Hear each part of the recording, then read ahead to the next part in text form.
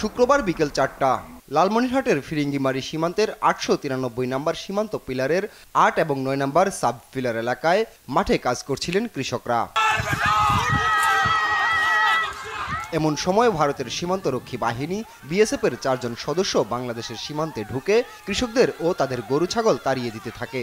এ সময় ভুট্টা খেতে কাজ করা আলতাফ হোসেন প্রতিবাদ জানালে এক বিএসএফ সদস্য তার বুকে বন্দুক ঠেকিয়ে গুলি ছোড়ে।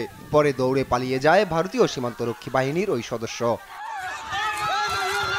পরে কৃষক আলতাফকে গুরুতর অবস্থায় উদ্ধার করে রংপুর মেডিকেলে নিয়ে যায় স্থানীয়রা। সীমান্ত একটা ভেতর ঢুকিয়ে গুলি করছে।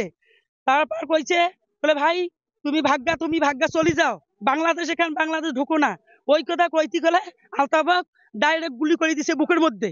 বাংলাদেশের ভেতর আমরা দাঁড়িয়ে আছি, বাংলার মাটির খাই, বাংলার জমিনে বেড়াই, আর সেরা তারা যদি আইনকে ডিসাইড করে আসিয়া আমাদের করে ক্রস ফেরে ওদের কাছে হাতিয়ার। ঘটনার পর তাৎক্ষণিক ওই এলাকায় ছুটে যায় বিজিবি সদস্যরা, আহ্বান করে পতাকা বৈঠকের। তবে আনুষ্ঠানিকভাবে কথা বলেনি বিজেপি। আর পুলিশ বলছে ঘটনার খবর পেলেও পাননি লিখিত অভিযোগ। লোক মারফত শুনছি যে ওখানে বিএসএফ এর শটগানের গুলিতে একজন আহত।